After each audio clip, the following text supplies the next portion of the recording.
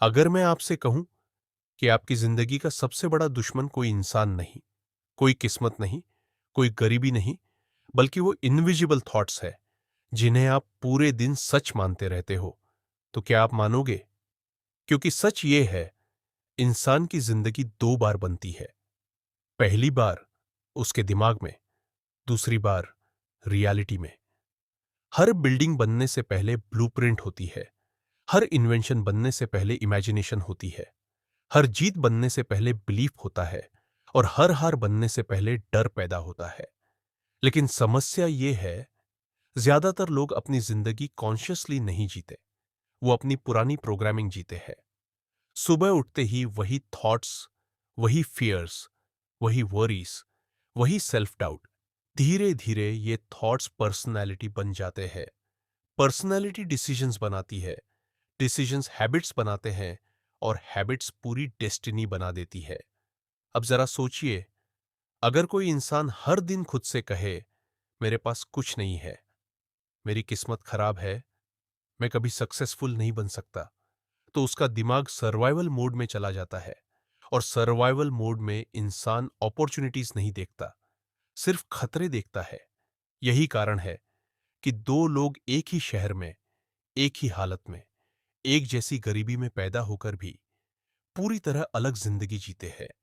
क्योंकि इंसान की रियलिटी उसकी सर्कमस्टेंसेस से कम और उसकी इंटरनल स्टेट से ज्यादा बनती है। और यही वो जगह है जहां से द सीक्रेट शुरू होती है। एक ऐसी किताब जिसने दुनिया को यह सोचने पर मजबूर कर दिया कि शायद इंसान सिर्फ फिजिकल बॉडी नहीं है, वो एक मूविंग एनर्जी सिस्टम है जो हर पल अपनी रियलिटी को इन्फ्लुएंस कर रहा है। दोस्तों, दुनिया का सबसे खतरनाक ट्रैप फेलियर नहीं है, बल्कि अनकॉन्शियस लिविंग है, यानी बिना समझे जीते जाना।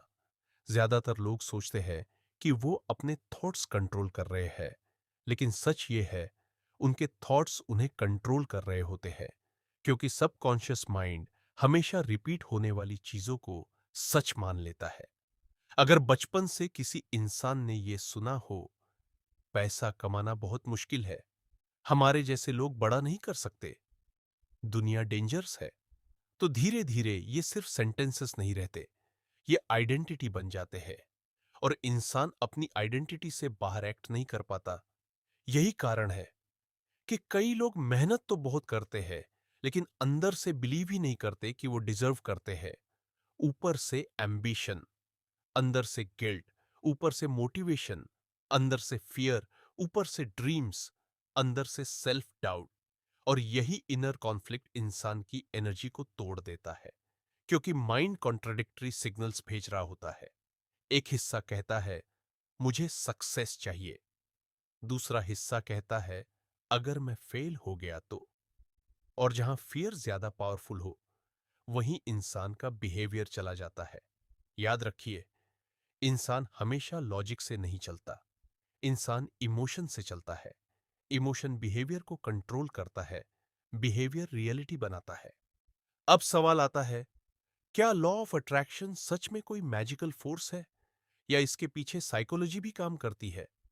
देखिए, जब इंसान किसी थॉट को बार बार सोचता है, तो ब्रेन उस थॉट के अकॉर्डिंग फिल्टर बनाना शुरू कर देता है। इसे साइकोलॉजी में कहते हैं रिटिकुलर एक्टिवेटिंग सिस्टम।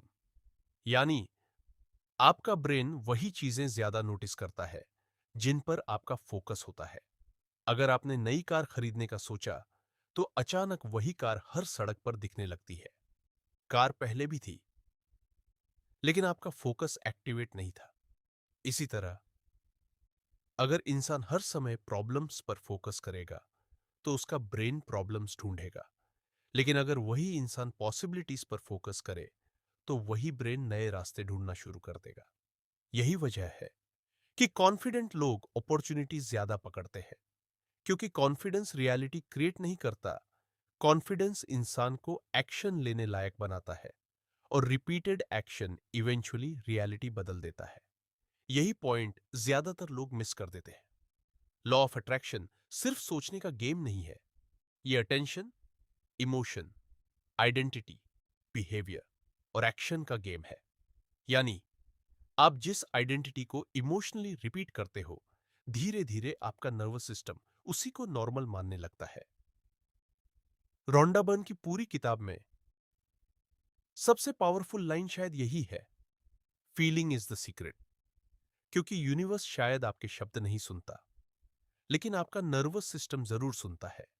अगर कोई इंसान हर समय स्ट्रेस में जी रहा है, तो उसका शरीर लगातार कॉर्टिसोल रिलीज करेगा, उसका माइंड सर्वाइवल मोड में रहेगा, और सर्वाइवल मोड में क्रिएटिविटी मर जाती है, विजन छोटा हो जाता है, रिस्क लेने की कैपेसिटी खत्म हो जाती है। इसीलिए फियर में जीने वाला इंसान अक्सर वही रियलिटी क्रिएट करता है जिससे वो भाग रहा होता है, क्योंकि उसका पूरा अटेंशन उसी फियर पर लॉक्ड होता है।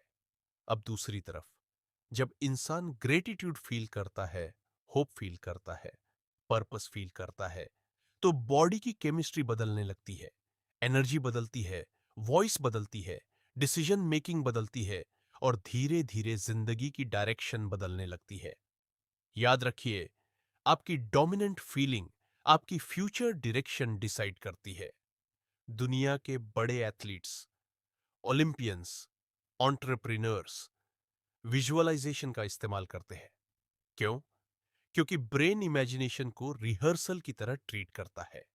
जब कोई खिलाड़ी बार बार खुद को जीतते हुए इमेजिन करता है, तो उसका नर्वस सिस्टम उस परफॉर्मेंस के लिए मेंटली तैयार होने लगता है। यानी बॉडी उस एक्सपीरियंस को पहले माइंड में प्रैक्टिस करती है। लेकिन यहां एक बहुत बड़ा फर्क समझिए, विजुअलाइजेशन का मतलब फैंटेसी में खो जाना नहीं है। विजुअलाइजेशन का मतलब है अपने फ्यूचर आइडेंटिटी को इमोशनली रिहर्स करना। अगर आप खुद को हर समय वीक इमेजिन करोगे, तो आपका बिहेवियर वीक हो जाएगा। लेकिन अगर आप बार बार खुद को डिसिप्लिन्ड, फोकस्ड, कॉन्फिडेंट इमेजिन करते हो, तो धीरे धीरे आपका माइंड उसी पर्सनालिटी के अकॉर्डिंग डिसीजंस लेने लगता है।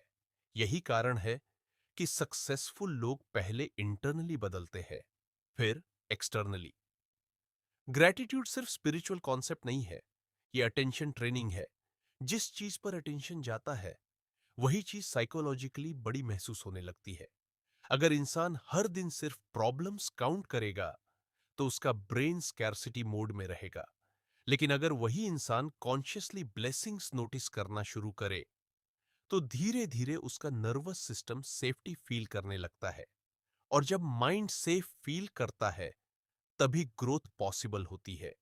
इसलिए ग्रेटिट्यूड वीक लोगों का टूल नहीं है, ग्रेटिट्यूड मेंटली पावरफुल लोगों की हैबिट है।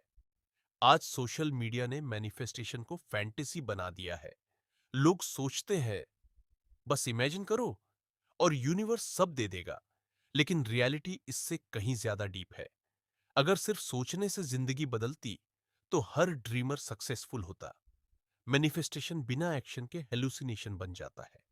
असल मैनिफेस्टेशन तब होता है जब आपकी आइडेंटिटी बदलती है, और आइडेंटिटी बिहेवियर बदल देती है। यानी अगर आपको फिट बॉडी चाहिए, तो पहले उस इंसान की आइडेंटिटी बनानी होगी जो डेली डिसिप्लिन चूज करता है। अगर आपको सक्सेस चाहिए, तो पहले उस इंसान की माइंडसेट डेवलप करनी होगी जो डिस्कम्फर्ट टॉलरेट कर सके। क्योंकि यूनिवर्स अपॉर्चुनिटीज दे सकता है, लेकिन एक्शन आपको ही लेना पड़ेगा।